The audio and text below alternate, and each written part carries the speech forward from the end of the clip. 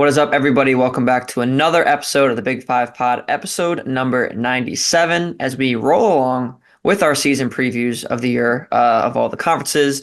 And then, of course, we'll get to the Big Five one eventually. But for now, I'm Kyle Morello. He's Jay Copestick. And we have another guest with us today previewing the American Athletic Conference. We have Luke Taylor from the Full Court Press podcast. Luke, how's it going? Awesome, man. Awesome. I'm excited for American athletic basketball, so I really appreciate you guys having me on. Absolutely. And we're very, very appreciative of you coming on. We're going to talk some great stuff here. But first, we do have something we have to get to, of course. And it is some quite unfortunate news that we found out over the weekend of this recording. South Florida head coach Amir Abdur-Rahim passed away at the age of 43. It seemed like it was very sudden. I don't know all the details at the moment, but I think it's had something to do with an illness that, unfortunately took a wrong turn. But Luke, I know you've had him on your show before, your podcast. So I just wanted to give you the opportunity to say a few things about him. He led Kennesaw State to an incredible turnaround just a few years ago, was the coach of the year last year in the American Athletic Conference with South Florida. But beyond that, seemed like just a great guy and a great person. So I just want to give you a moment to share your thoughts on Amir Yeah, Abdur-Rahim. we were fortunate. Sam couldn't make it. So I had him one-on-one and we talked for about 30 minutes. And then, what always happens, we always talk after. And I actually just talked to him last week. So a week before him passing, and at the American Athletic Media Day, and then he was going to come back on our show. We actually have a new show called College Basketball Weekly, and we'll talk about that later. But we were going to have him on. But you met or you talked to Coach Amir, and he's so engaging, and he's so like. I'm sad, and I feel like I actually texted or emailed their SID, who's awesome, Chad Smith, and my condolences. And I said, I just feel like it's a bad dream. Like this is not really happening, because at 43, three kids, 8, 5, and 3. I mean, I have 3 kids, so it hits a little bit home. But he's just so passionate. I'm going to tell you something. South Florida is going to have a good year because he is still there. I mean, though he's not physically there. I mean, he just loves South Florida. I mean, I'm going to miss his social media tweets and stuff like that. I mean, he was so passionate, love life. And I mean, it's the world is a better place because of Coach Amir. I will say that.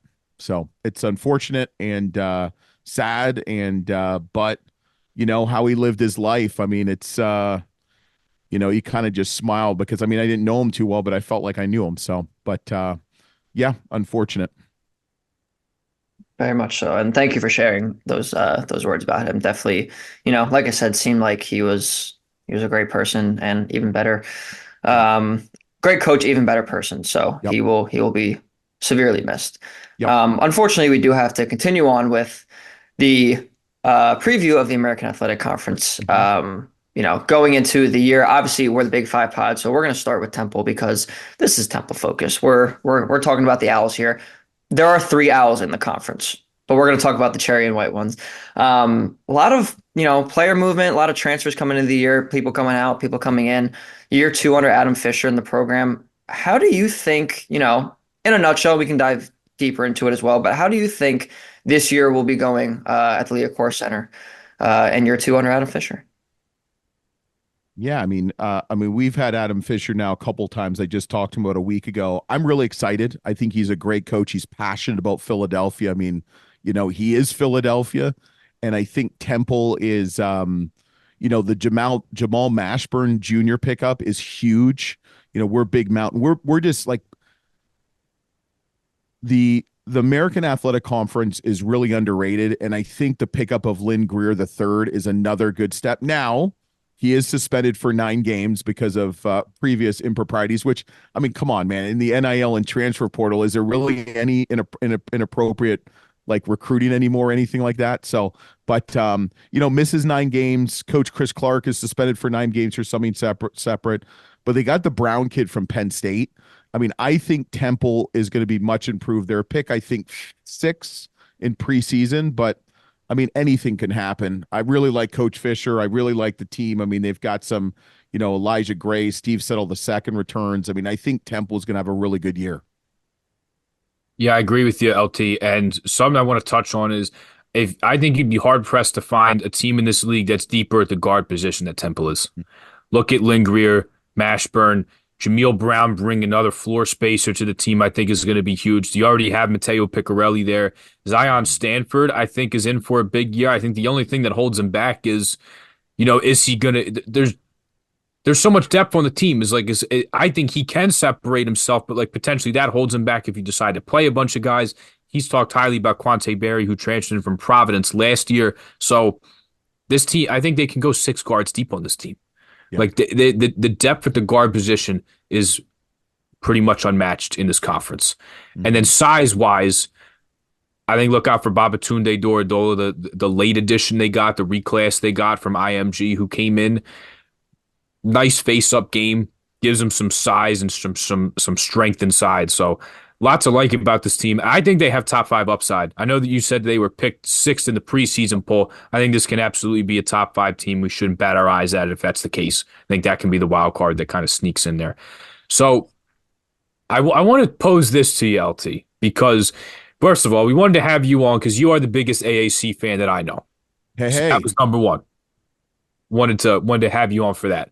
But you interviewed, I listened to your interview. You had Ross Hodge with North Texas. You had John Jacobs with FAU. Obviously, you had Adam Fisher, who we touched on.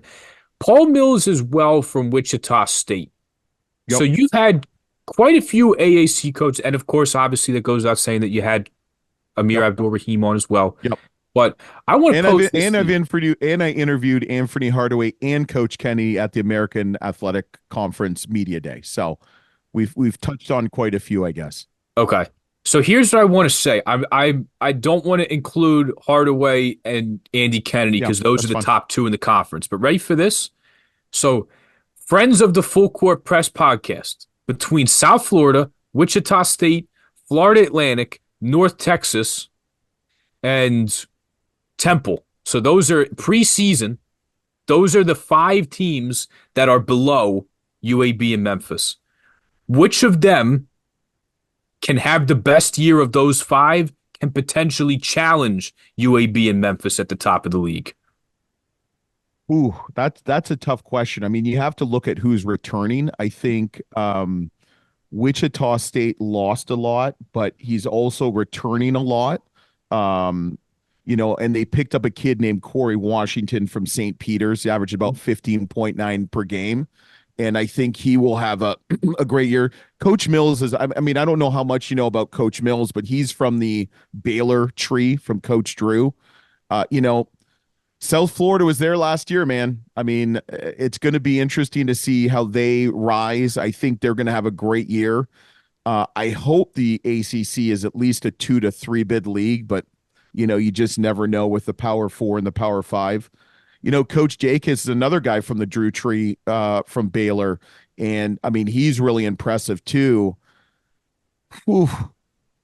I'm probably – last week, if you asked me this, I would have said South Florida. And I still want to say South Florida, but I think there's a lot of unknowns just what happened with Coach Amir. If Lynn Greer wasn't suspended for 9 games, I might say Temple. But I think I'm going to say Wichita State. I really am. I think he learned that first year what he needs to compete, and he went and got it. He wanted size, and he got size. But, I mean, here's the thing. With preseason rankings and stuff like that, they really don't mean anything. I hate to say that. They're talking points for the 3 of us, and they're great. But, I don't know, man. I'm gonna say Temple or Wichita State. Okay. And here's I think if I asked you next Monday if I didn't say that, Coach Fisher would kill me. So I'm just kidding. I'd say Temple or Wichita State. You're talking to 2 Temple alum as well, but we're not mad at you. We're not mad at you either way. Yeah. And that pick, if I asked you a week from today, right before the season started, you might switch your pick. I mean, I know I've been doing that with Temple leagues. and Wichita State. I think both Coach Mills and Coach Fisher have a lot to prove to themselves, not to you and I.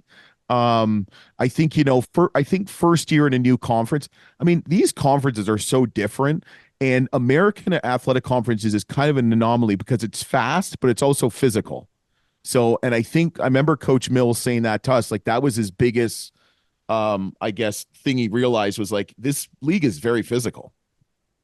Right. Coming up from the Summit League as well to a league that you consider a power conference, and I think you look at Mountain West A10, and this conference, Yep. these are the High three that are, majors. Yep. yeah, absolutely right below them.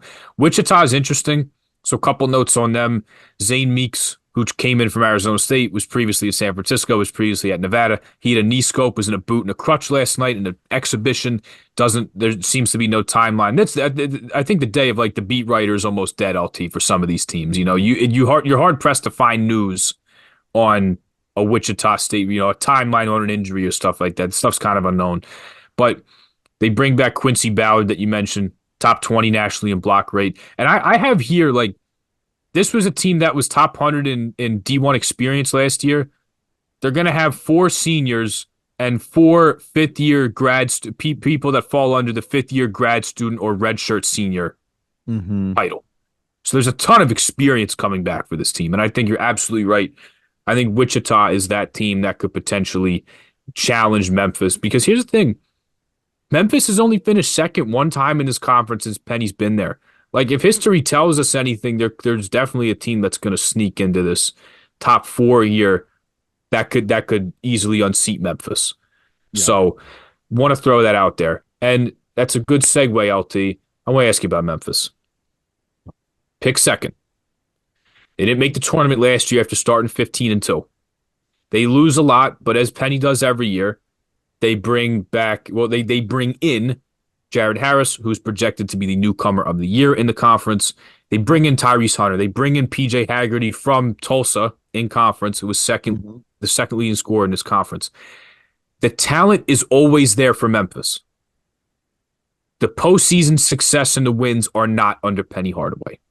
How do you see the season unfolding for Memphis? Seems like it's a really critical year for Penny. He made 2 straight tournaments. They missed it last year. How do you think they're going to fare this season? Well, I mean, you got to remember, do you know what Memphis's record was last year?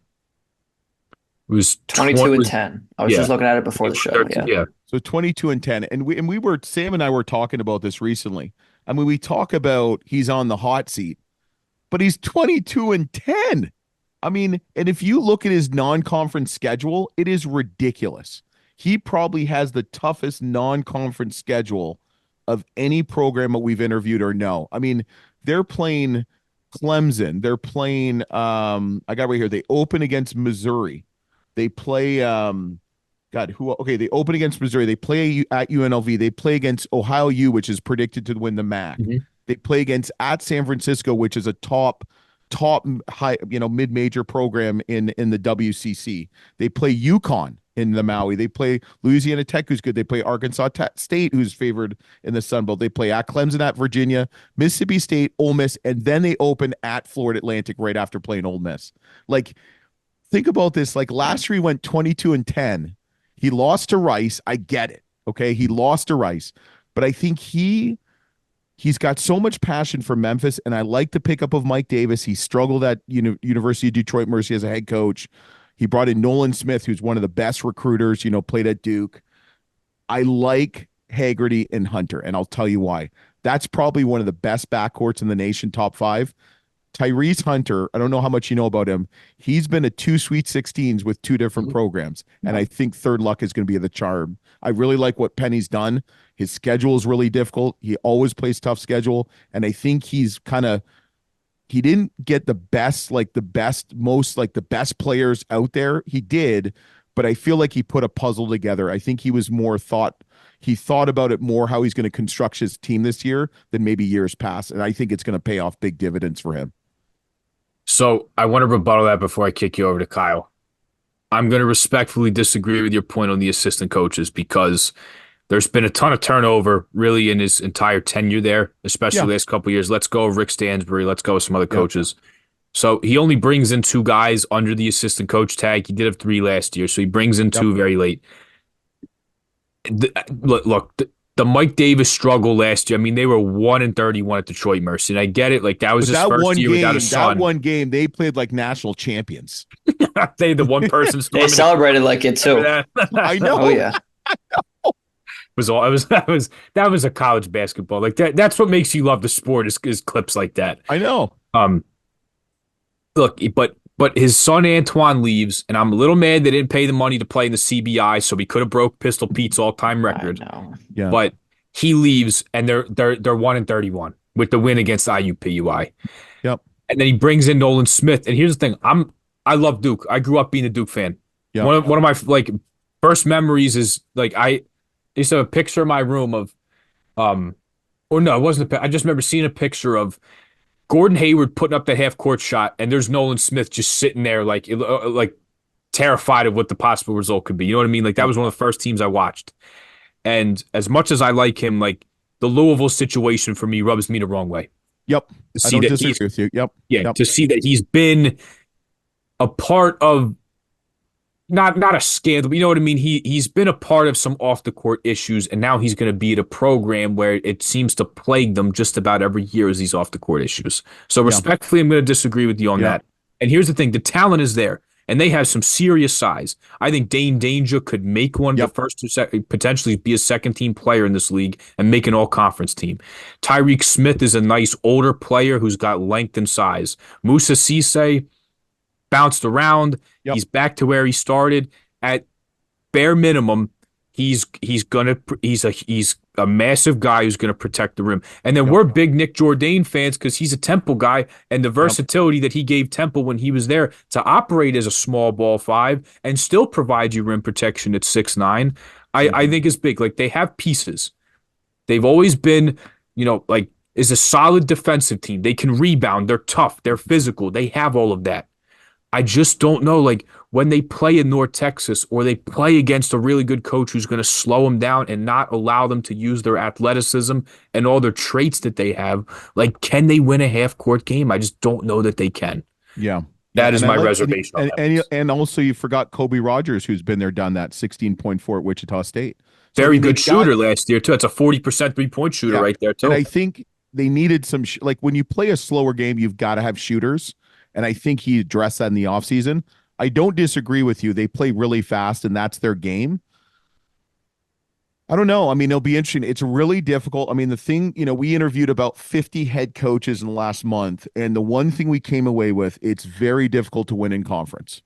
And, you're right. I mean, how are they gonna play it, with Coach Hott at North Texas? How are they gonna play at Wichita State? Wichita State has a great home environment. I don't know, but I tell you, there's going to be, and we just interviewed Phil Martelli, who you guys obviously know that being a Big Five podcast.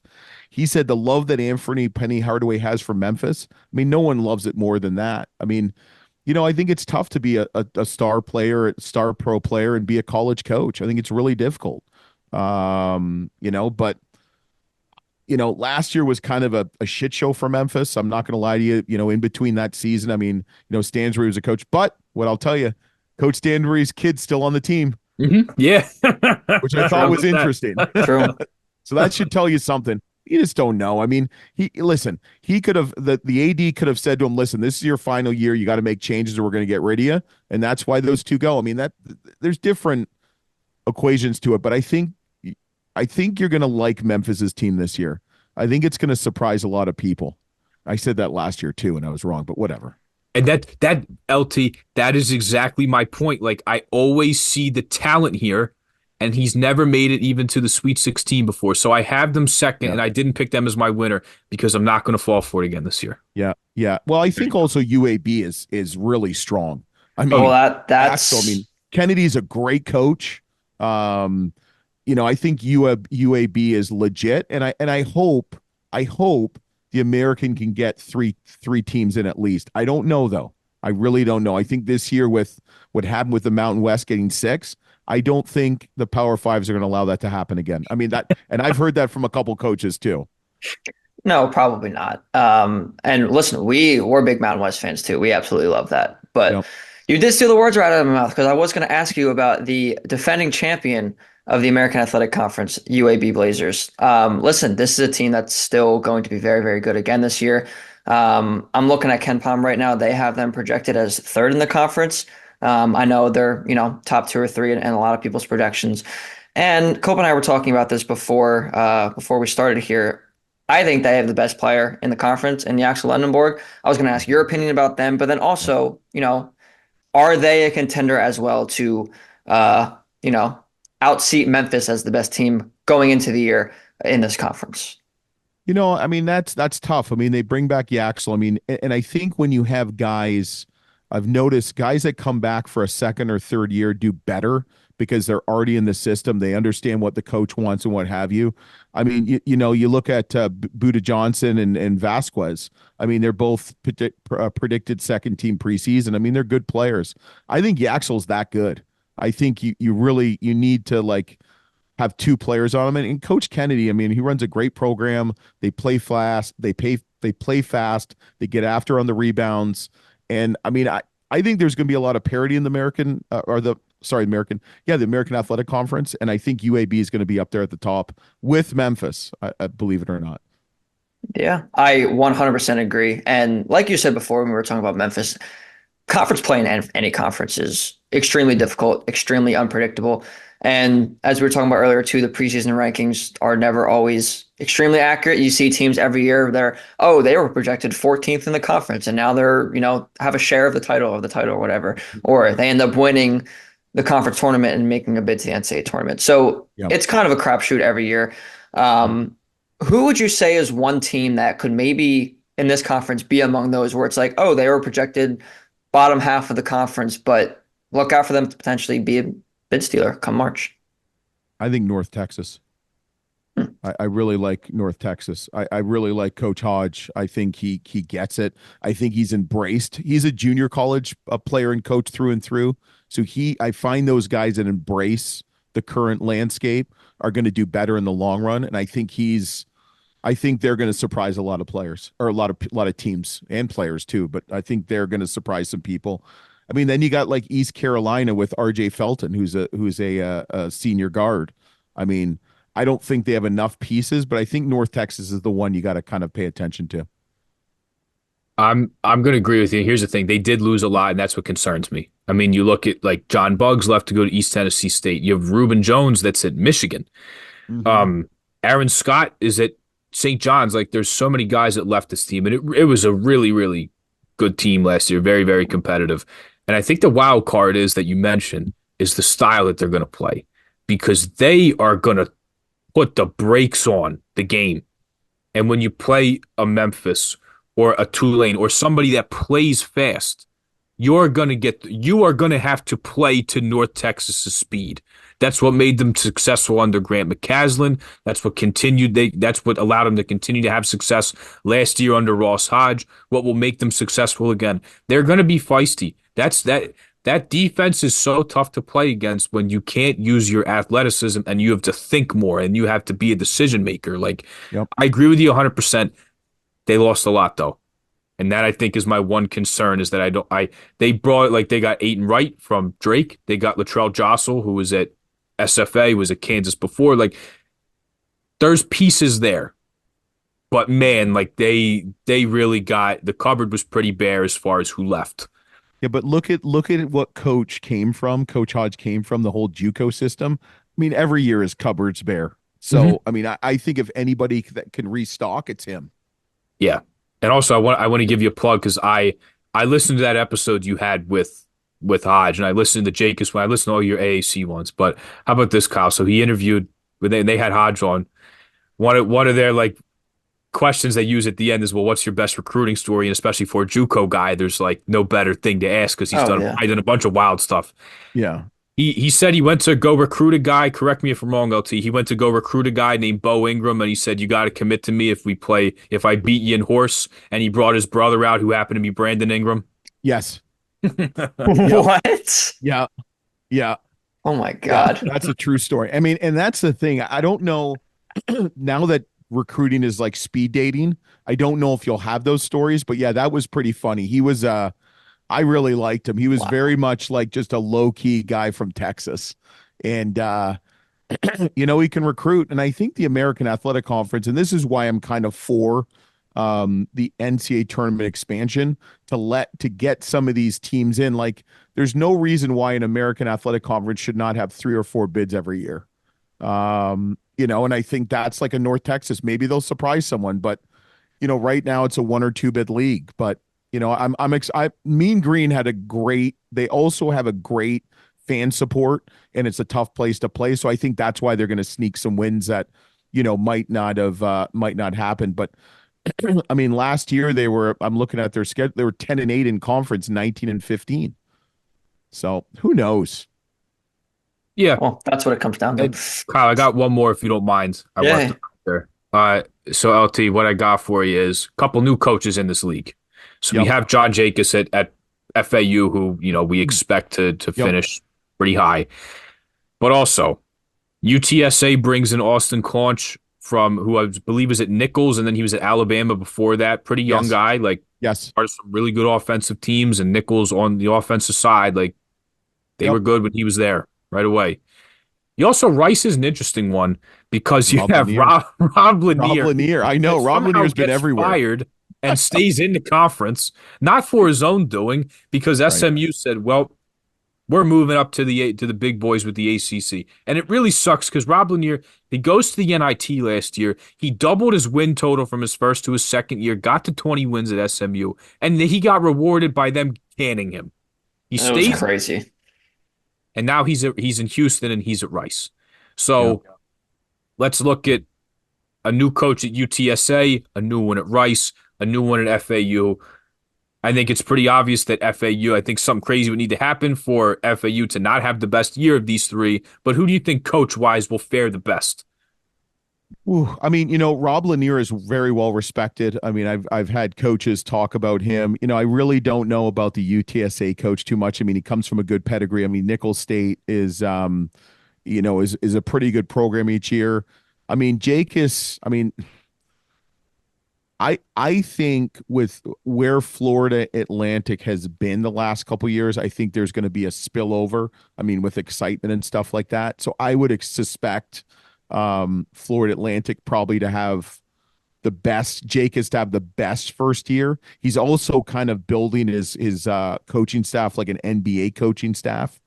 He brought in Austin from from Baylor, who was working with the NBA, Isaac Austin. So I think he's going to have the best first year. But I think Rice, watch out for Rice in a couple years because Rob Lanier is a really good coach. Yeah. Yeah, I can 100% see that. And we said at the time that it was a surprise that they let him go after a successful tenure at SMU. So it was interesting to say the least. But Well, I think, I one mean, but look at Don Monsoon, just to cut you off at Long Beach State. They fire him, and then they go through the conference win, and they're in the NCAA tournament. I mean, college yeah. basketball. I mean, we've had Travis Steele. The guy wins an NIT game, and they fire him after the win. And it's like, Jonas Hayes from Georgia State took over interim for 2 or 3 games. And then they won. And then they won the NIT. I know. And that's the crazy thing. It's just college basketball is just nuts, and it's the greatest sport in the world, but it's also the craziest sport in the world. I mean, And that's what makes it the best. that's what makes it the best. I mean, you also had Kevin Keats too, NC State, who seemed like he was going to be on his way out. He was fired. They He was make going to the be fired, and he yeah, wins his conference and then goes to the freaking Final Final Four. Four. Which I was there I was with him in Pittsburgh, and I was with him at the Final Four, and it's like DJ Burns. I mean, I got to know him, and it's just, but that's the thing. And now I think he's got a 3-year extension because of all the triggers in his contract. Yep. I mean, it's crazy. It is crazy. It is a crazy, crazy sport, and that is why Yeah. we love it so much. Yeah. So one more thing for you before we Sure. head on out here. Obviously, we've talked about a lot of different teams in the conference. We've talked about some players and whatnot. I do want to hear your overall thoughts on how you think the standings will go for the year. So maybe even if you just do top 5, I know you've given, a potential surprise in North Texas, but how do you think this conference shakes out, at least in the regular season? And if you have a prediction for the AAC tournament as well. Yeah, I would say, UAB and Memphis are going to be 1 and 2. I mean, you could probably flip-flop them. It just depends on, the given night and what have you. I would have put South Florida 1 or 2, but obviously with the recent news of Coach Amir, I think that's going to take a little bit of a toll on them this year. So I see probably, let's say, I'm gonna say this: Memphis is gonna be 1. I know I'm probably wrong, but I'm wrong all the time. According to Sam, UAB's 2, and then I would probably say, I think it's gonna be like Wichita State, Temple, and Florida Atlantic. I think Temple is Okay. going to be 4th. Now, who knows? I mean, I think Tulane's going to be down. I think there's going to be some nights where they're going to have an easier time. But yeah, that's what I would probably go with right now. I'll change it in about an hour a week, so don't ask me again.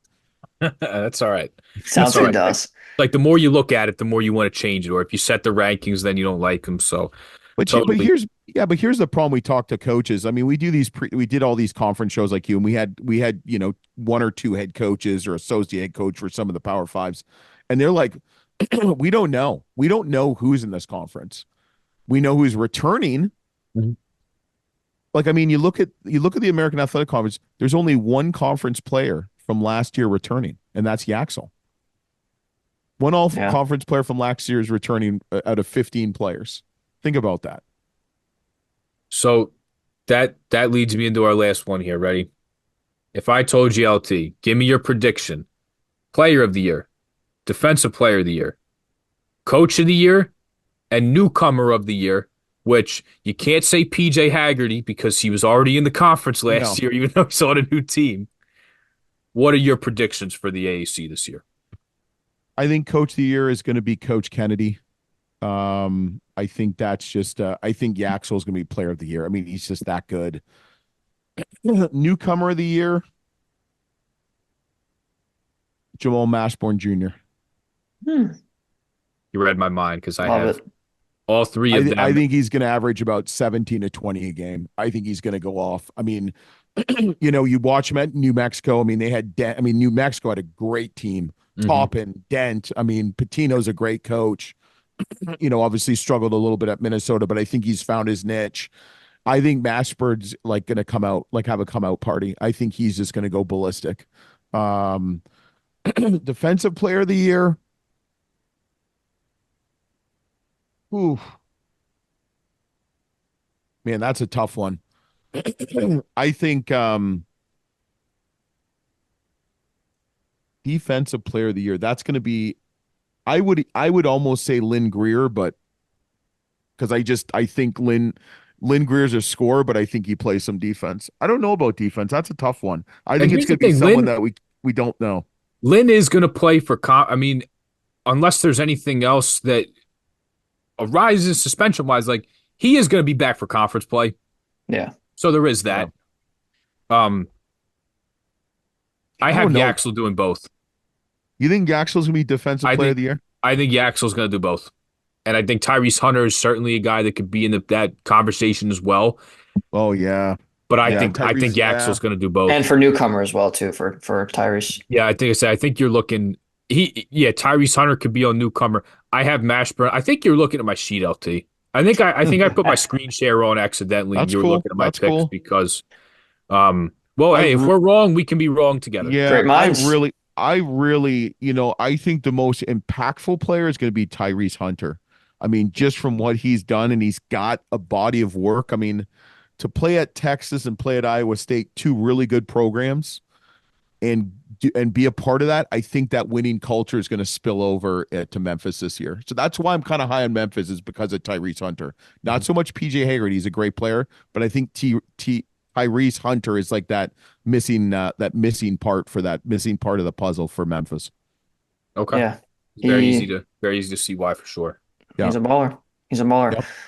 All right, LT. Well, thank you so much for coming on the pod. We very much Anytime, appreciate boys. you taking the time to break down the American Athletic Conference. It's going to be a very exciting year in the conference, and as you can tell Yep. by everything we broke it down, we still don't know what's going to happen. No.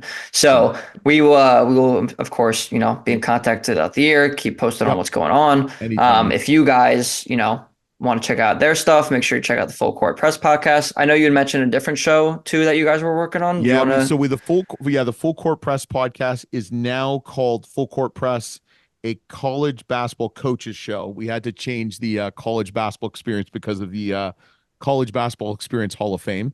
Um, so we're getting some notice, obviously, maybe not in a good way. And then we have College Basketball Weekly, which we'll probably have you guys on for like when the Big Five tournament happens, which will be fun. So it's more Yeah. of a not hot takes, more warm takes. We have coaches coming on for 5 minutes, 10 minutes, and just talking about different stuff. So we'll do a variety of stuff each week, and that hits on Wednesdays. So a lot of stuff going on, which is good. Love to hear it. Hey, Yeah. we're about to be in college basketball season, so there's going to be a lot more coming on for the next few months. So, once again, thank you so much for coming on. We very much appreciate it. We'd love to Awesome.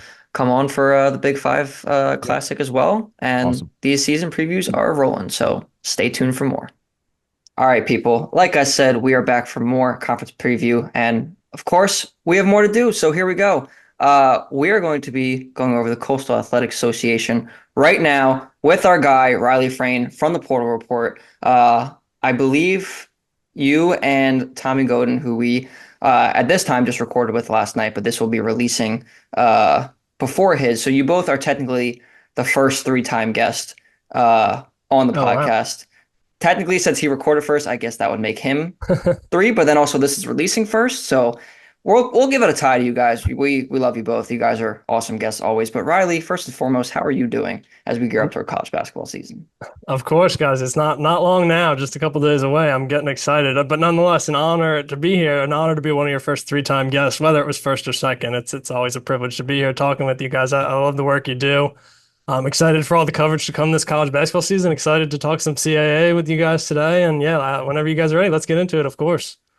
Oh, we are ready. We have been going over all the conferences, and we got the Big Five coming up soon as well. But we're gonna talk about CAA right now. So, Cope, I'm gonna let you kick off first. I'm gonna let you kick off first because this conference is definitely going to look a little bit different than last year. There's going to be some teams that are going to be toward the top still that were last year. There's going to be some teams that maybe not, like unfortunately Drexel, which we will get into in a bit. But Cope, why don't you start us off here? Why don't you get something going for Riley?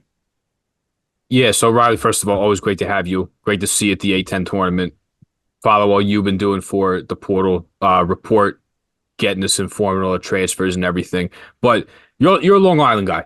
Hmm. So there's one program I want to ask you about. Temple's going to end up going up to Hofstra Yep. to play them, and they're going to go up there this year. They'll play home against Hofstra next year. Hmm.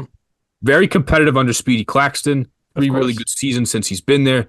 He loses his leading scorer in Tyler Thomas, who's third nationally, first team all CAA last year, was the player of the year as well. Hmm. He loses Jaquan Carlos, who's going to be up at Syracuse right now. They're going to look a lot different. I like some of the transfers they brought in. I'll let you get into that. But once again, this is projected to be a team at the top of the conference. In the preseason poll, CAA media day, I believe was last week, Hmm. picked fourth. Picked fourth. How good can this Hofstra team be? We're going to see them play Temple this year. Your thoughts on the pride of Hmm. LI? Yeah, that's the hashtag for their social media team, so to speak. So always a good one there. But I think there's a lot of excitement with Hofstra this year. You mentioned it. Going to lose a lot of talent. Obviously, Tyler Thomas out the door, their leading scorer. You mentioned Jaquan Carlos, D-Stone Dubar too. But they're going to bring in a lot of talent. And if there's one thing that's kind of been a hallmark of Claxton's first 3 years with the program is his ability to develop, bring in maybe some undervalued talent from the transfer portal and develop them into high level guys. I mean, the past three conference player of the years between Tyler Thomas twice, excuse me, Aaron Estrada twice and Tyler Thomas last season are all out of Hofstra. So it just goes to show kind of his ability to bring in some of those undervalued guys from the portal, really bring them along and just show them growth, particularly at that guard position, which is obviously Speedy Claxton during his own tenure during his own career as a player, of course, was a really successful guard at Hofstra, but then went on to have a really successful NBA career as a talented guard. Of course, played for the 76ers for a while. For those Philadelphia fans listening. But that's sort of the emphasis of his transfer class this year is he's bringing a lot of guard talent. I think two of the guys to be excited about, of course, coming in from the high major ranks, Jaquan Sanders from Seton Hall, Cruz Davis from St. John's, neither of which played a ton at that high major level. So, sort of taking a step down to be in the CAA with Hofstra, but, high major experience, a lot to be excited about there. Again, two prospects that Claxton's going to look to develop along. Another interesting prospect. They went a little bit younger this year in hopes of developing, but that doesn't mean there isn't a lot of talent. So he's bringing in a guy like Carlos Lopez from St. Francis, who was an all NEC freshman selection there, averaged almost 10 points per game, as well as Gene Aranguren, who was a really solid scorer on an Iona program that struggled this past season, but he averaged 8 points per game and shot almost 50% from the field as well. So a lot of new faces on this team, like you mentioned, Jake. But a lot of exciting potential on this roster, I think. And while the ceiling is definitely high, there needs to be a lot of development for this program to kind of fall in line at that fourth position, like we see them here on Media Day. But under Claxton, it's definitely possible with how well he's done bringing in transfer talent and kind of helping them take the next step in their careers. So want to touch on Darlington Dubar just because me and Hmm. Kyle have been talking a lot about like all name teams. You D Stone just to abbreviate a little bit, but Sure. It's one of Darlington them. Dubar, and that was like a 20 point per game score pretty much last year as well. So Hmm. not a scoring out the door, but a lot of young guys. But it's basically like an Iona cast-off team. As you have Cruz Davis, you have Aaron Guerin and Silas Sunday still there. So I mean, I think Hmm. like quarter of this team is Iona guys. Yeah. Oh, yeah. I want to break down the top three now. Sure. Immediate projected standings. You have Charleston, who since Pat Kelsey got there, they pretty much run this league. Hmm. UNC Wilmington's been very competitive at the top. They lose Trezarian White, who moves on to TCU. Towson has been feisty under Pat Scarry, even though Always. last couple years, Timberlake goes to Kansas, but they've still managed to be close to the top here. Hmm. Those are your top three preseason projected teams. Now, Chris Mack comes in at Charleston. We'll touch on the new coaches later. But how do you see this top three shaking out? Over the last couple of years, these have been the usual suspects. Yeah. They're still here, but how do you see that top three shaking out with those three teams? Yeah, so right now I think it's a pretty strong top three, kind of depending on some of the developments we maybe see from a Hofstra or a Delaware with all the transfer portal additions. I know maybe Charleston's in sort of a similar realm, but you bring in a head coach like a Chris Mack, all the high level transfer talent that he's bringing over, and of course expectations are always going to be high there, given all their past history. Of course, you mentioned it with Pat Kelsey.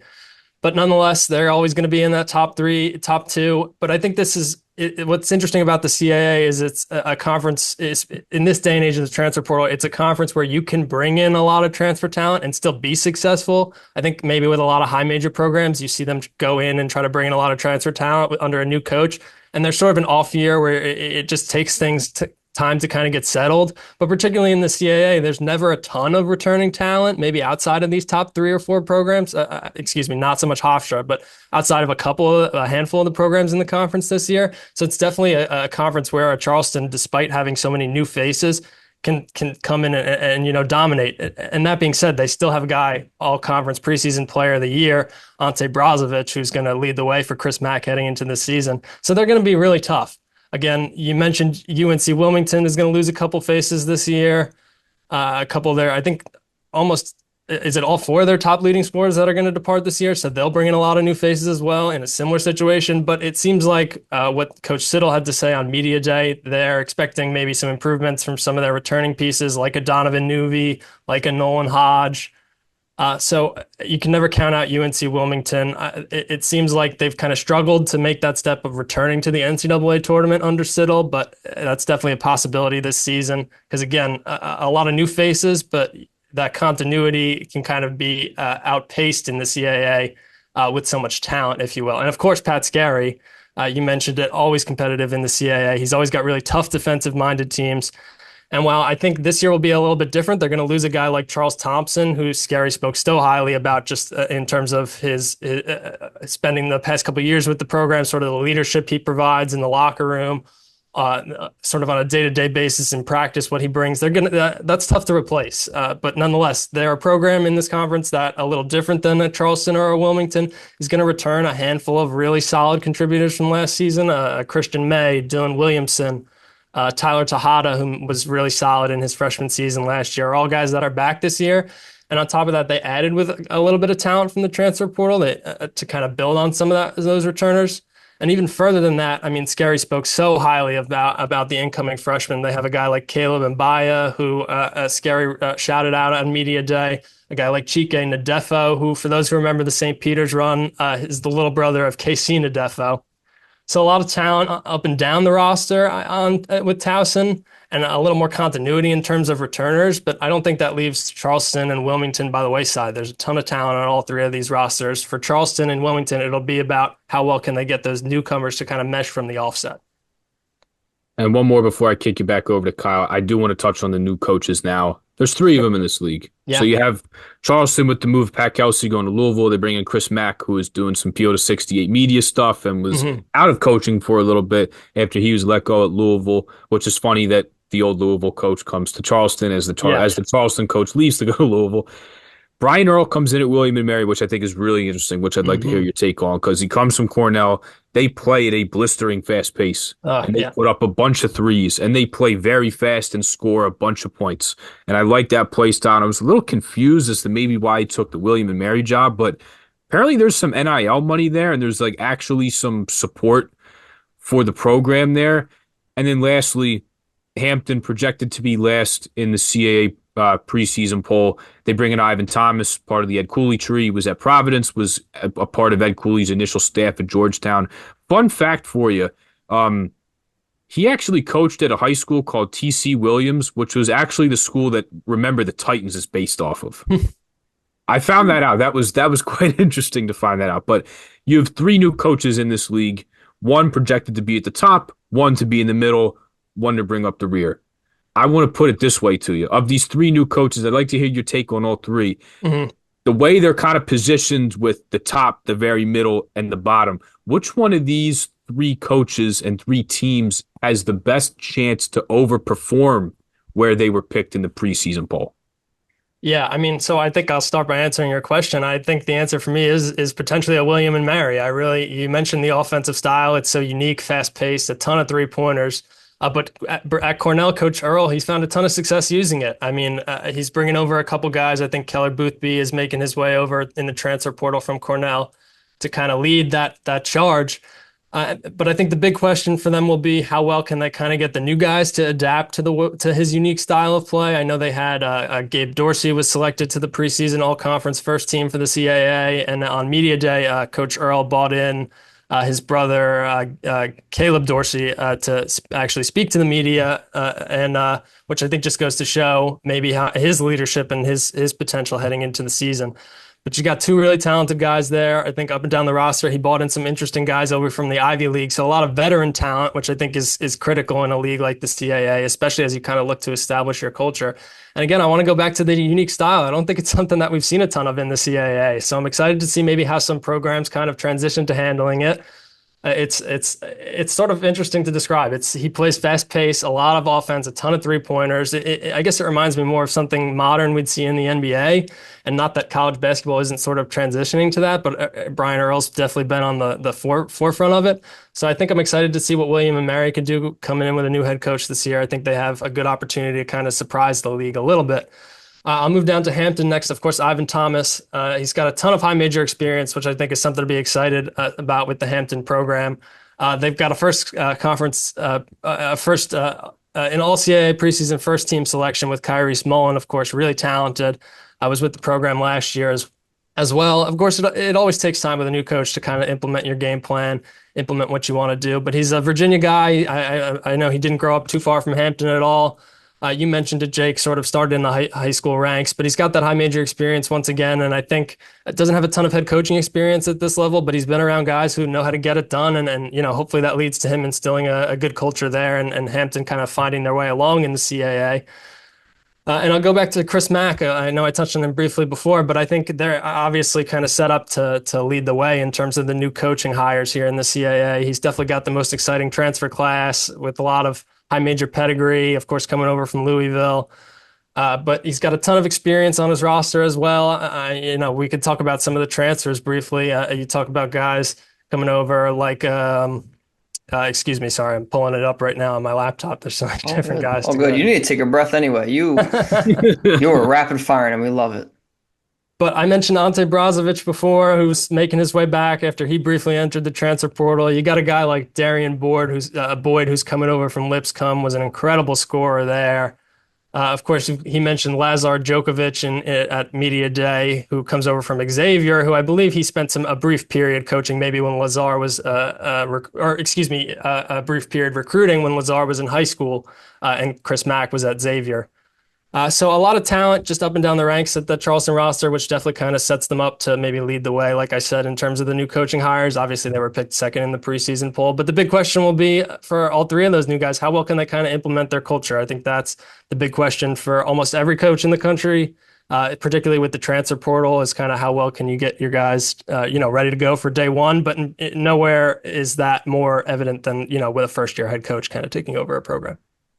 Yeah, and they have a good one and an accomplished one in that, and Chris Mack, Absolutely. someone with all the high major experience. And go back to your point, William Mary. I was just looking at the Ken Palm, projected ratings for the year. They are projected to be 57th in adjusted tempo in the country, and the next highest in the conference is 116. And I'm Mhm. seeing a lot of blue on there, a lot of people in the 300s and the 200s. So definitely, something interesting. I didn't notice that, I guess, as much as, as much as you guys have, maybe that the tempo in this conference is generally a lot slower. So maybe going against the grain a little bit might benefit them Mhm. this coming year. Now, Riley. We brought you here to obviously preview the entire conference, and you've done a great job of that, and you've done that Thank you. so Thank you. far. But we also brought you here for a particular reason, and that's because of the Drexel Dragons. Mhm. And that's what the people are watching for. So we're going to go over these Drexel Dragons right now with Zack Spiker at the helm. Obviously, a great year last year. There was expectations going into the year in the CAA. They ended up finishing second, and then they ended up losing in a double overtime game in the quarterfinals. Obviously, Amari Williams files out.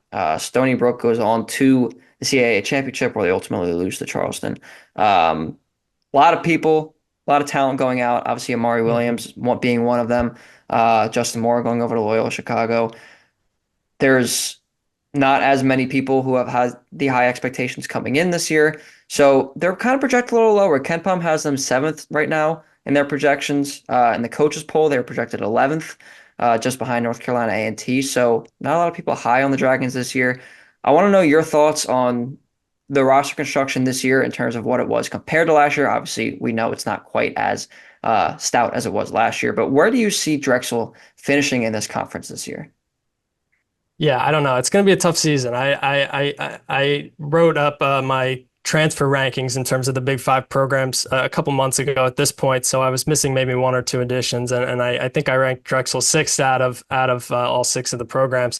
And while that doesn't necessarily speak to where they'll fall in the CAA, obviously Spiker's got sort of a tenure. He's found success in the conference, and he knows what it takes to win, as they proved last year. But like you said, Kyle, they're going to have to replace a lot of talent. Of course, Amari Williams is out. You mentioned Justin Moore, but even more than that, Luke House, excuse me, and Lucas Monroe, both on the way out. So on top of that, they didn't really do a ton to kind of recoup talent. It was mostly JUCO additions. I know they bought in Victor Panoff, 6'7" guy who had some D1 experience. Kayvon Vanderhorst, of course, who I think is really exciting in the backcourt. And then Deuce Drake as well, who averaged almost 10 points per game at Butler Community College, and additionally brings some D1 experience, played his freshman season at Cleveland State. And on top of that, they brought in a transfer from Pacific. I'm totally going to pronounce his name wrong, but it's William Addiston, who didn't play a ton of minutes as a freshman. And obviously, that doesn't instill a ton of confidence. So I think really what the hope for Drexel this year is going to be to see some more development from the returners. On Media Day, we got to speak to Yame Butler, who, of course, Zack Spiker raved about. And one of the things he talked about with a lot of a lot of the returners, there's not a lot of them, but the group of returners being that they showed just a desire to be a part of this program and to want to continue building something. Obviously, Yame, a little bit of an older guy on this roster, a senior. Is this his fifth year? It might be, if I'm not mistaken. But again, just for the guys that remained, there was a real desire to be a part of this program, to continue to grow it, to continue to rebound. And so this year is going to be a lot about growth. All four of those transfer additions that I mentioned, JUCO and Division One, have multiple years of eligibility. And of course, we don't see a ton of guys stay for multiple years, just in this day and age in the transfer portal. But again, with this being kind of a rebuilding year, I think the hope is that you're going to get multiple years out of those guys. But who's to say we don't see some more development from the returners? If you get a guy like a Shane Blakeney playing some additional minutes, of course, Yame's back. I think the injury to Garfield Turner is brutal. I think that would have kind of given them something to work with in the front court. And now there's going to be a big learning curve for a guy like Panoff moving to the Division One level. But of course, it's all going to come down to conference play. So can they get it together by conference play, come the conference tournament? Who says not? There's a lot of JUCO talent on this roster. I'll harpen back to Stony Brook quickly, who I know bought in two top 100 JUCO guys. So I don't think Drexel bought anyone, of that caliber. But certainly some guys coming from some highly regarded JUCO programs that I know of, and guys who were producing last year at that level. And just more and more every year, we're seeing that jump from JUCO to Division Two again in this era of the transfer portal. So who's to say they can't find a little success and put together a scrappy team conference play time. I think the freshman class is exciting. I know Ralph Akuta is, I think, a 7'2" freshman coming in. Lot to be excited about there. Somewhat local guy in Maryland. Of course, a lot of the Philly schools have success recruiting there. You've got a guy like Josh Reed coming in, a local guy from Archbishop Wood, who I think brings something to be excited about. So there's definitely a lot of pieces that I think are going to intrigue fans. A lot of development's going to go on this year, but Zack Spiker seemed positive nonetheless about kind of the direction this program is heading. And again, I think this will be something of a rebuild year. But who's to say they can't? I think they were picked 11th in the media poll. I definitely think they could fight for an 8th or 7th spot in the rankings with a team like a North Carolina A&T or a Monmouth. Particularly with so much, there's just not a ton of returning talent at the top of the preseason poll outside of like a Towson who has almost 5 of their starters returning from last season. So yeah, who's to say Drexel can't finish a little bit higher than 11th? There's a lot of development that has to go on, a lot of growth, but I kind of like some of the younger pieces they added this year. Of course, coming from the JUCO ranks, there's going to be a transition period, but it's exciting nonetheless. Absolutely, absolutely. And among those JUCO transfers that you mentioned, who are one or two that like you can point out to Drexel fans, Big Five fans that might not be familiar with those transfers to be like, hey, like you guys might want to keep an eye out for them this year. Maybe they'll do something Big Five Classic that people will get excited for. Yeah. Obviously in CAA play as well. Who are a couple guys that you're keeping your eye on?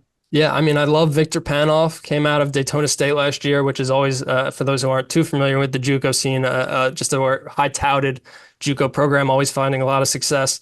He's a 6'7" kind of wing forward combo, probably plays a little bit more in the front court, but averaged almost 14 points per game last year, almost 7 rebounds. So he could be a double-digit guy on some nights. Is going to give you some scoring, more of an interior piece, but like I said, can kind of flash out on the wings and shoot the 3 ball a little. So there's a lot of versatility there, a lot to be excited about. He's got multiple years of eligibility. Again, kind of with those JUCO guys, I think the hope is you're going to be able to keep them for multiple years because they don't come with 4 years of eligibility. So the hope is you're going to get them for the full 2 years. And, the hope is you're going to see growth and development this year. And I think he could be a real part of the starting lineup moving forward, especially just given, again, his versatility, kind of the combination of height, size, scoring, and defense as well. And the other guy I'm really excited about, Kayvon Vanderhorst. He only played 1 season of JUCO ball at Brunswick Community College, so not too far up in New Jersey, but averaged 13 points per game as well, did a little bit of everything. So he can rebound, can run the offense. I think he was 4.5 assists per game. Flashes it on the defensive side as well. He's got quick hands, about an assist per game as well. So really talented in the backcourt. I think he's 6'1", 6'2", so he's got good size for a conference like the CAA, especially in I think a Zack Spiker system where maybe guards have run a little smaller throughout his tenure. I think both those guys, a lot of development to come, particularly maybe from Kayvon, who's a little bit younger. I'm pretty sure he's only a sophomore, whereas Panoff is a junior with just 2 years of eligibility to Kayvon's 3. So a lot of development to come from both those guys, but I think they could really crack into the starting lineup and be, important critical features for Coach Spiker this season.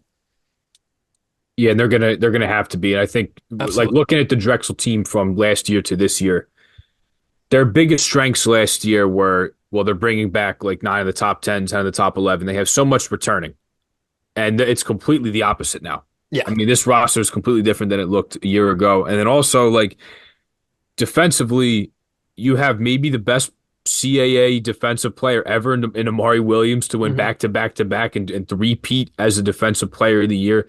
He leaves. This is a really good team on the glass on both ends, too. It was top 50 in KenPom in offensive and defensive rebound rate. And you lose Amari Williams. Lucas Monroe was a very good rebounder, a scrappy guy as a forward. And then you lose Garfield Turner as well, who, although was just the backup to Amari Williams, like he was a rotation player and he played in every single game since he stepped on Drexel's campus 2 years ago. Wow. So they're losing a lot. It's like the team is going to look drastically different. And it was a bit weird because he brings in one transfer last year. He brings in Lucas Monroe, who's literally like the shortest. You can't ask for a shorter transfer from Penn to Drexel. You literally can't have one. Yeah. And had to work the JUCO ranks as opposed to work like the D1 portal this year. So gonna look drastically different as far as Drexel goes. So I want to talk standings. I want to talk predictions with you. So if we're we look last year, if we look at the award winners, Tyler Thomas, Amari Williams, Bryce Butler being the 6th man at Charleston, Tyler Tejada wins Rookie of the Year. The only guy still standing is Tyler Tejada. Even the coach of the year, Pat Kelsey's up out of here. So preseason player of the year is Ante Brozovic at Mhm. Charleston. Do you think that's your pick there? Give us your defensive player of the year because for the first time ever, we're going to have a different one in 3 years with Yeah. Amari Williams leaving. I'd like your preseason, which we're only 5 days away here, T minus 5 days. Riley, I want your individual awards 5 days out from season. Oh, geez, putting me in a tough spot. I mean, player of the year, I think, is fairly easy. I think for a preseason poll, it was unanimous. It would be hard to pick against Brozovic, particularly. I think this Charleston team doesn't have much of an issue kind of getting it together despite so many faces because they do have a couple key returners. Brozovic, CJ Fulton is still on the roster. He'll kind of run the offense. Of course, a new coach in line, as we talked about, but it's hard to pick against Brozovic. Defensive player of the year is really hard. I don't know if I'd be able to reach into my bag and pull that one out. I mean, I love the developments that Tejada has made. I think he could play both ways on the ball. Brozovic is definitely not a defensive player of the year type. I'm trying to think about guys who were on the all defensive team last year in particular. Does anyone have it up in front of them? Don't bully you. So I have this year's up for the preseason poll. But nonetheless, I mean, I think Brozovic is going to be an all first team guy. So I think the interesting thing about this year's poll was like you look at a Hofstra, a Delaware, both picked fourth and fifth in the preseason poll, but they don't have any guys even in, well, the first team, the second team, but even in the honorable mention section of the preseason poll. It's teams like you have Landon Glassbar of North Carolina A&T, who's in the first team. You have a Kyrese Mullen from Hampton, of course, Tyler Tejada from Towson, as we kind of mentioned. But you look up and down the preseason team, and outside of Brozovic, Tejada, and CJ Fulton, you don't, and Christian May as well, excuse me. You don't have a ton of guys from those top programs. So there's obviously a lot of talent up and down kind of the entire league. In terms of first team, I mean, Brozovic, Tejada, I think if William and Mary makes a big jump, I do like a Gabe Dorsey. I think maybe if Charleston's as good as I think they could be, I'd like to put CJ Fulton in the first team. I know he doesn't score it a ton, but the way he runs the offense is going to be critical to, I think, what Coach Mack wants to do this year. And I think it's hard to deny a guy like Landon Glassbar. I think in North Carolina, A&T makes a big jump in the league this year. I think preseason poll, they were picked 10th after finishing almost bottom of the conference last year with a new coach in Monte Ross. So I think a big jump's coming from this year. I think to be able to keep a guy like Landon Glassbar is a big deal. Another guy I really like, maybe Joe Octave out of Stony Brook, a really good transfer coming in from Holy Cross. I think he could find a ton of success and maybe sneak his way into the all-conference team. Again, maybe a little bit of a transition coming from the Patriot League to the CAA, a little bit of a step up there, but certainly not something insurmountable. Like up and down the league, I don't know if I'd be able to pick rookie of the year. I'm not super familiar with a lot of the freshmen coming into the league. I guess, as you guys know, my work tends to stem more with the transfer portal and what's been going on there lately. And we appreciate it. Believe me. Of course, of course. But yeah, I love Brozovic. I think it'd be hard to pick against him for conference player of the year. I think you're going to see a Landon Glassbar in that first team come the end of the year. If Towson's as good as everyone says they could be, especially with so many returners, Tyler Tejada is an easy pick to be in that conversation as well. I love a CJ Fulton, like I mentioned, Christian May, Masai Troutman from Northeastern, who's returning this year as well. I think you'll see a big jump from that rising junior group over at Northeastern kind of heading into the season. So yeah, a lot of those guys I just named, I think we'll have good our names to watch out for throughout the year, and we'll have decent shot at being in that conversation kind of come the end of the year. Hopefully, everyone stays healthy. Of course, is the big point at this point in the heading into the season. Absolutely. Absolutely. Pray for that. All right. One more prediction we have to get from you, and that is, of course, standings. I know we talked about it a little bit, but the standings, champion of the league, who will be representing the league in the NCAA tournament. Unfortunately, as we all know, this is only one big league. I wish it was more. I wish it was more. There was a point where I thought a couple years ago, Charleston, if someone else won, they could have been a two-bid league. But regardless, there will be one bid from this league. So I want to hear from you. I know you mentioned your top three or so. Let me get your top five in the conference. Maybe one team that can surprise people as we wrap up here, and then your champion that will be representing the league in the NCAA tournament this year. You want my top five like in order, or sort of just throw out maybe my five that I think will be in that? I'm gonna cut you some slack. I'm gonna let you go with just five. You don't have to Okay. necessarily do an order. You can put your number one. I like your number one. Okay. Your All right. team that will win the regular season as Then I'll well. But okay. Well, then I'll start with Towson. I mean, I think having the returners is a huge thing. I'm going to pick Pat Scarry to kind of get over the hump this year. He hasn't made. They always find a ton of success, with him at the helm over the past couple seasons, but he hasn't been able to sort of surmount that and return this team to the NCAA tournament. So I'm going to pick them this year. I mean, his teams are always kind of known for their defensive tenacity. This year won't be any different, kind of with a handful of returners. I think what they did in the transfer portal with an Abdu Sam kind of coming in to bolster the front court was kind of the perfect addition to offset the loss of Charles Thompson on top of the returners. And I think with as highly as Scary's kind of spoke about some of the incoming freshmen, you add them into the mix on top of almost 5, 6 guys who played some starting minutes last year returning. You've got probably the recipe, for the most success in the conference, as opposed to maybe Charleston or a Wilmington, who are kind of putting it together and rebuilding for this year a little bit more than Towson was. But that being said, Charleston and Wilmington are going to be in that top two. I mean, Coach Siddle is one of the most talented coaches in the league. Of course, Wilmington, always a really successful program. I think they still have some returning products, and I think it's a little bit hopeful that that sort of some of those younger returners are going to make a different jump. I know are going to make a bit more of a jump. Excuse me. I know I mentioned Nolan Hodge earlier. I think I mentioned Donovan Newby as well, and Kamari McGriff maybe. But of course, they're bringing in some transfer talent as well, and I think that's going to keep them in the mix despite the loss of some critical returners. And of course, Charleston, like we talked about, just a lot of transfer talent coming in, and it's sort of a lot to bear with so many new guys coming in. But I think in the CAA, you can find success despite maybe a lack of returners because there's so much parity throughout the league. So I think a coach like Chris Mack is going to have no problem sort of sneaking his way into that top three, maybe knocking off a Towson in the CAA conference tournament come the end of the year. I'm a little bit of a homer. I'm going to sound like it. I think Hofstra is going to be in that 5th or 6th spot, right about there. A lot of new pieces, but I love what Claxton's been able to. I think you can't doubt Claxton when it comes to bringing in and evaluating transfer talent. And kind of building them up and finding success. And this year he's got a whole bunch of it. Some of them are a little bit younger, so maybe that speaks to kind of building toward the future. But I think you've got some high major guys who are going to be impactful at this level. You got some guys who are youthful but found a lot of success at other mid-major conferences, despite being freshman, sophomore, whatever it may have been. And they still added some good additions in the front court as well. A guy like Michael Graham, who's coming over from Loyola, TJ Gadsden, who's coming over from Canisius, both veteran pieces. So there was a good mix there, despite maybe some younger additions in the backcourt. Of course, I think Claxton's going to bring that team along. I think my 5th pick, I love, not to discount Delaware, but I think Northeastern just did a good job of sort of combining returners with the transfer portal mix. And I think when you have guys who understand not only what you want as a coach, what Coach Bill Cohen is going to bring, but not only what he wants as a coach and what it takes to be a part of that program, but what it takes to be successful in a conference like the CAA. I think that's critical. And so they'll have a handful of returners coming in.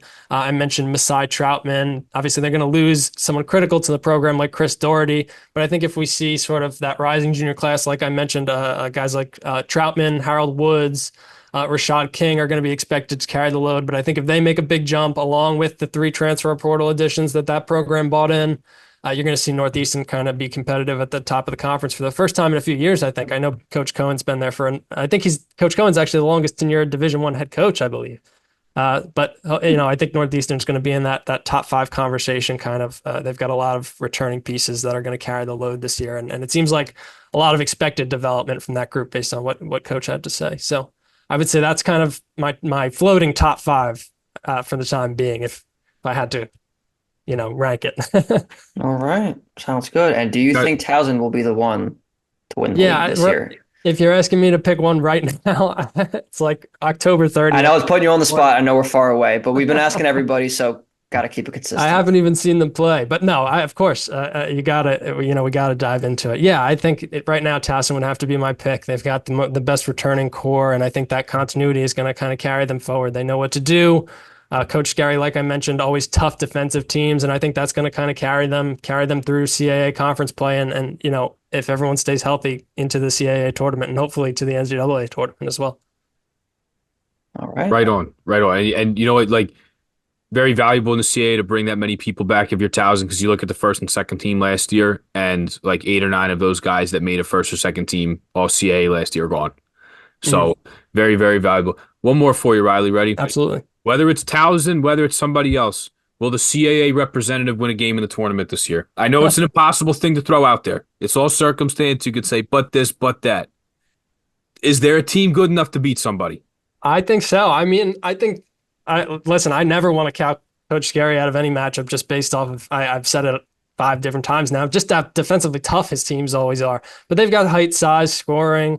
Maybe not the sneaky underdog team you would think of, like St. Peter's is just always the team that comes to mind when I think of sort of an undersized, scrappy underdog team. So I wouldn't put them in that category because I think they have the size to kind of compete maybe with, a lower high major team, maybe some of the higher mid major programs I'm categorizing. Very niche categories, if you will, there. But they've got a lot of returning talent, which is big. They've got a ton of size on the interior with a lot of those returning pieces. I think you get some development from the freshmen, and this is a really good team. I don't know if it's a type of team that we're going to see in the national rankings at any point this year. Maybe they get some votes depending on kind of how the season goes. And maybe their non-conference schedule, of course, is always a big deal. But I think come tournament time, this Towson team has the toughness. They got obviously the defensive tenacity, and they can score the ball with ease too. So I think there's a lot of talent there, and they could be the team potentially to knock somebody off. Yeah. All right. Right on, right on. Well, Riley, we very much appreciate you coming on, breaking down the CAA with us. It's going to be another exciting year in the conference. Obviously, a lot of changes, as it normally is in the conference. There's usually a couple teams, obviously, that try to keep the mold of that they had the year before, but it's hard. People like to poach Absolutely. players, especially in this day and age. So, unfortunately, that was the case as well. But it should be an exciting year nonetheless. So, thank you for coming on, breaking it all down with us. We're hoping for great success for Drexel, but for the conference as well. So, Riley, thank you so much. We very much appreciate your insight, as always. Absolutely, guys. Thank you so much for having me. It's always a pleasure to be on here with you both, Jake and Kyle. I'm grateful for the opportunity to kind of talk some hoops with you guys and promote the CAA as well. Of course, lots of coverage for me to come around the league this year, whether it be, Drexel, Hofstra, as we talked about, Stony Brook. I'll be hopefully covering games all year long. So I'm excited to see kind of what goes on throughout the conference as well. It'll be exciting once again, nonetheless. It's been tight the past couple of years, and just talking to a couple of coaches throughout the league, it's only gotten better and better each year. They've added a couple of programs, but it seems like every year it's just like a tighter and tighter race, at the top. So I'm excited to see how it plays out too. Appreciate you guys having me on. I love the work you guys do, and I'm looking forward to hopefully reconnecting during the season. Oh, we absolutely will. Thank you so much for the kind words as well. Hope, any final thoughts for Riley before we sign off here? You have to let us know when you're in Philadelphia. Hopefully, you're there for the Big Five Classic. Yeah. We'll definitely see you around at some point. Or if you're at the DAC at all for Drexel, definitely let us know. Yes, absolutely. But looking forward to keeping up with you as well. And I'm sure we'll be crossing paths at some point because I know I can speak for me and Kyle here. We're hoping to be at a bunch of games as well. Absolutely. I'm counting on it, guys. Yeah. We will be. We will be. Absolutely. All right. Well, this has been a very long but very productive episode. 98 of the Big Five Pod, covering 2 conferences, something we've never done before in one podcast preview episode. So thank you for sticking along with us. And the next thing you see from our channel will be the Big Five preview, which we were very, very excited for with Aaron Bracey. So until then, no, just kidding. It's the Big East first, and then it's Aaron Bracey. Big East we're very, very excited for too with Tommy Godin. Lots to go over.